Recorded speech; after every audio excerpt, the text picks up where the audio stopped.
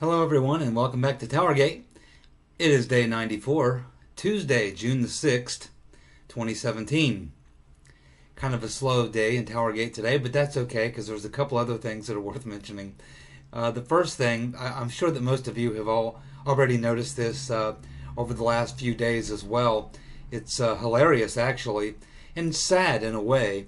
And what I'm talking about is the media's buildup for the James Comey testimony that's coming up on Thursday.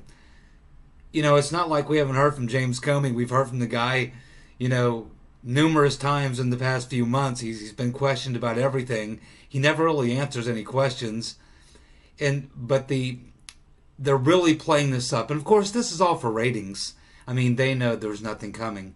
And in a way, it's sad because so many of the viewers of MSNBC and CNN and, of course, I think CBS and NBC are going to be having full round-the-clock sort of coverage of the James Comey testimony. They're playing it up as if James Comey is going to appear before this hearing and say something that's going to lead to Trump's impeachment.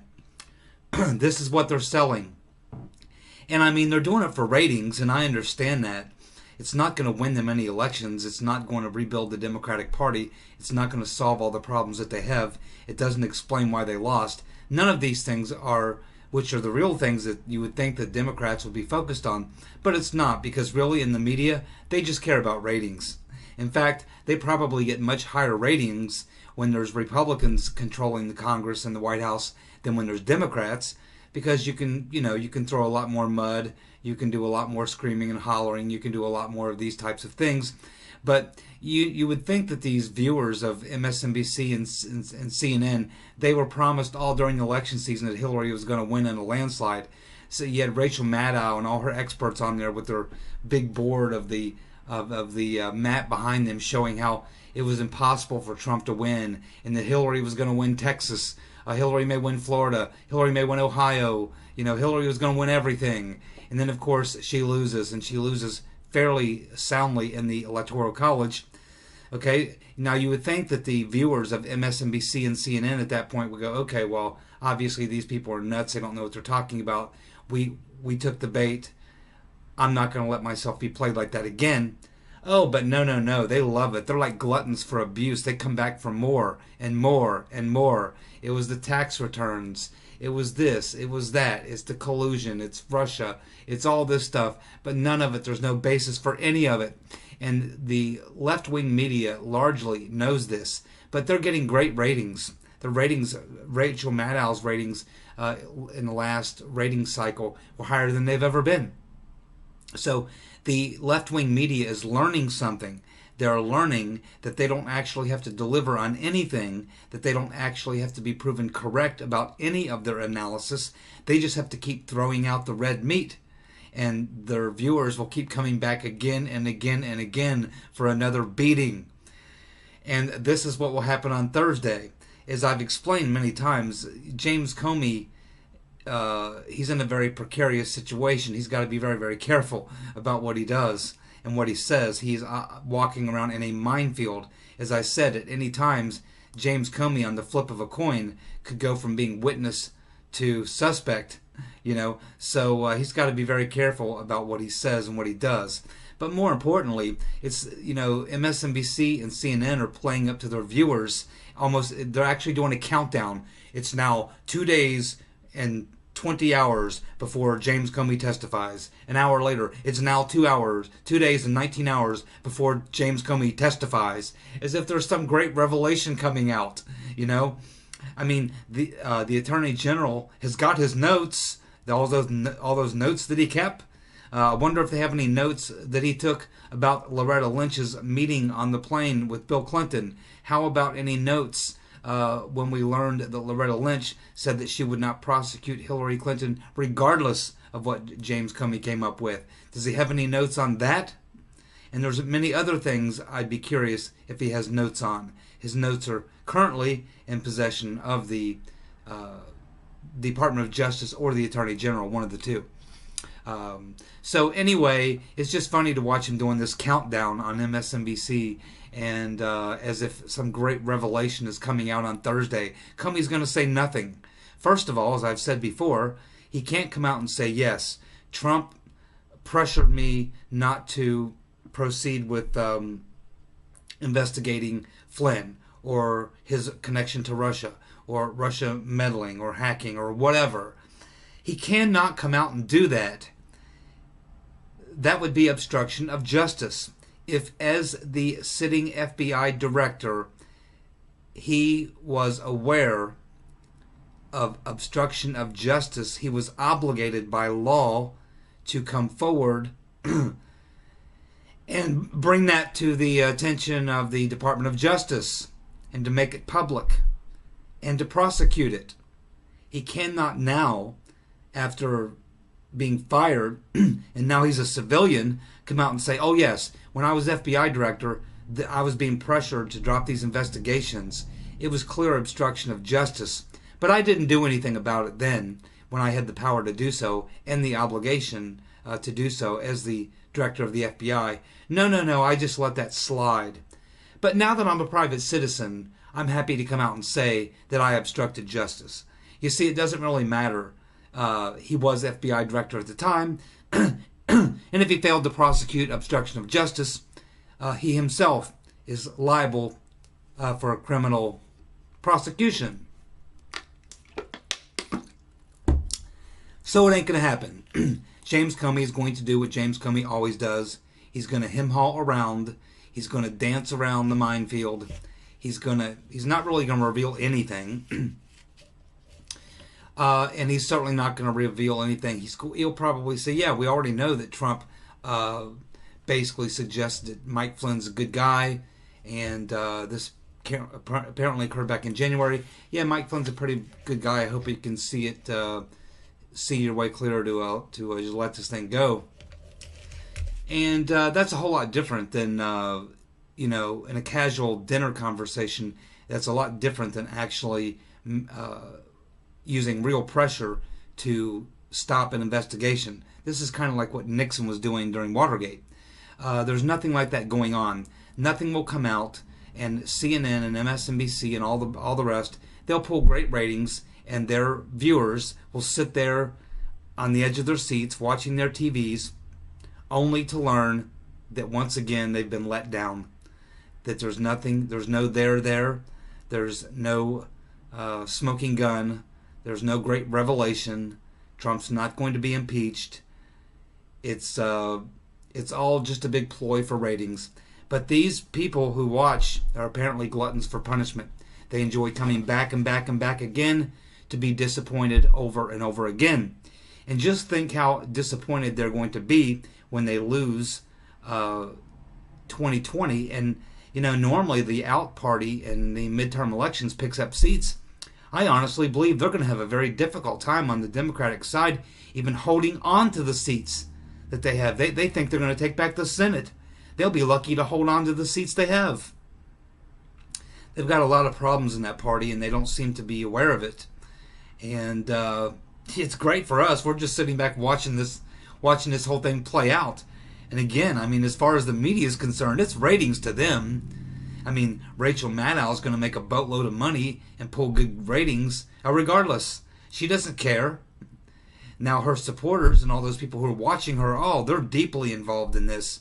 Their heart and soul involved in this, man. They're absolutely committed to believing Trump is going to be impeached or something like this. They've swallowed this stuff hook, line, and sinker, and it's going to go on and on.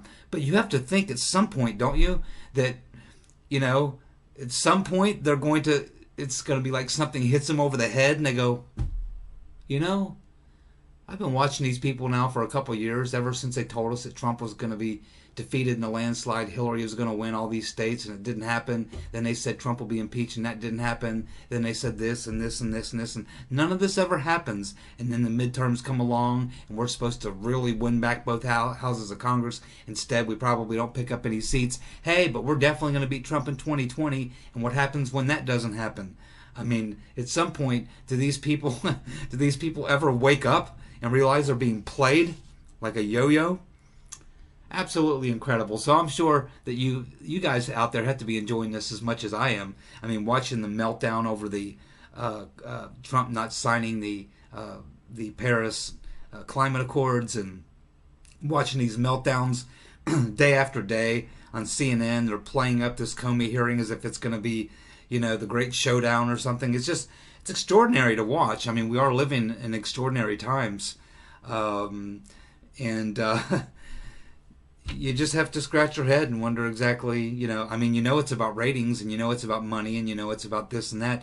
But you have to wonder about the people who actually continue to believe this stuff. You got to wonder what they're thinking. But then again, we've seen a lot of these people in the rallies and the videos that we've all seen. How these people are. They're they're very troubled, and in many ways they're very they're mentally they're not sound. They're not mentally sound, and in a way it's sad, and it really is sad. But it's also funny. So anyway, we do what we can, right? Anyway, got some good news that kind of relates to Towergate today, and it looks as though Trey Gowdy is now pretty much, it's about 99% sure he will be replacing Jason Chaffetz. He will be the head of the Oversight Committee. Now, the Oversight Committee is one of the most powerful committees in the Congress, if not the most powerful committee in the Congress. And so Trey Gowdy, it looks like, will be the... he is definitely the favorite, and I don't think they've had the official vote yet, but the only person that was actually even challenging him was Jim Jordan, and I just don't think Jim Jordan's going to get to the nod. He is part of the Freedom Caucus, and there are a lot of Republicans that don't like that particular group of people, so that probably won't help his cause. Plus, Trey Gowdy has more seniority. He's a more popular person. He's better well known.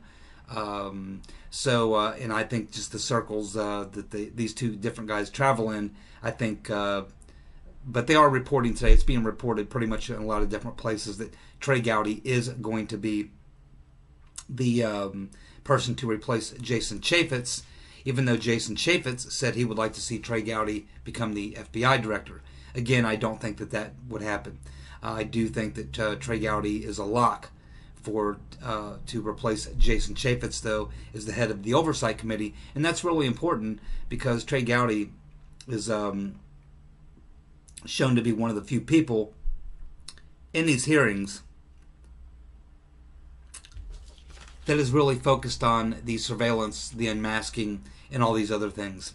So it's a good thing, I believe, and it looks like if you're a Trey Gowdy supporter, you have a little reason to celebrate tonight. Now, there's a story that's popped up on Gateway Pundit, and it's in regards to a gentleman that some of you are familiar with. I'm familiar with him. He's been around for a while. He's a citizen activist who likes to do a lot of FOIA requests. He became, I guess, kind of famous on the internet anyway, when he was one of the citizen sort of activists who were doing FOIA requests to get Hillary Clinton's Benghazi emails. And Freedom Watch noticed him. Larry Klayman noticed him, and he took up his case and worked with him to try to get a hold of these documents regarding Benghazi. So the Gateway Pundit is reporting that this orthodontist, that's what the man is in his daytime career, he's an orthodontist in Florida. He's named Larry Cava, and he has requested to have the recordings of Clinton and Lynch's meeting on the tarmac revealed, to be made public.